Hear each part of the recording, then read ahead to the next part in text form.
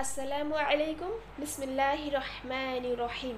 শব্দ শব্দ সূরা আত-তিনের 10 নম্বর পর্ব এটি। আলহামদুলিল্লাহ, এটি শেষ পর্ব। আগের 9টি পর্বে 30টি শব্দ পড়ানো হয়েছে, এই পর্বে বাকি শব্দগুলো পড়ব। 31 নম্বর শব্দ হচ্ছে আলাইসা। এখানে দুটি শব্দ রয়েছে, একটি হচ্ছে হামজা জবর আ, এর অর্থ হচ্ছে কি, এবং আরেকটি শব্দ হচ্ছে লাইসা। এই লাইসা শব্দের অর্থ হচ্ছে না অথবা নয় অথবা নন। এটি হচ্ছে নেগেটিভ অর্থ প্রকাশ করে এবং দুটি শব্দ মিলে হয়েছে আলাইসা। এর অর্থ হবে নয় কি, প্রশ্ন করা বোঝাবে। এখানে জবরের পরে ইয়া সাকিন এসেছে, এটি হচ্ছে লিনের হরফ। লিনের হরফ হচ্ছে দুইটি ওয়াও এবং ইয়া। এর নিয়ম হচ্ছে জবরের পরে যদি এই দুটি হরফের যে কোনো একটি হরফের উপরে সাকিন আসে সেক্ষেত্রে তাড়াতাড়ি করে পড়িতে হয়, কারণ লিনের হরফ তাড়াতাড়ি করে পড়তে হয়। 32 নম্বর শব্দ হচ্ছে আল্লাহু। এর অর্থ হচ্ছে আল্লাহ। এখানে একটু বলি, এই শব্দটিকে বলা হয় আল্লাহ শব্দ।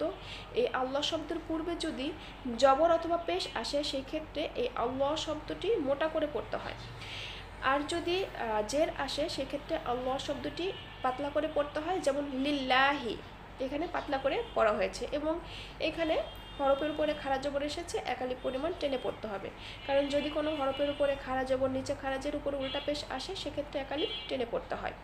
33 নম্বর শব্দ হচ্ছে বি আহ কামি। এর অর্থ হচ্ছে শ্রেষ্ঠতম বিচারক।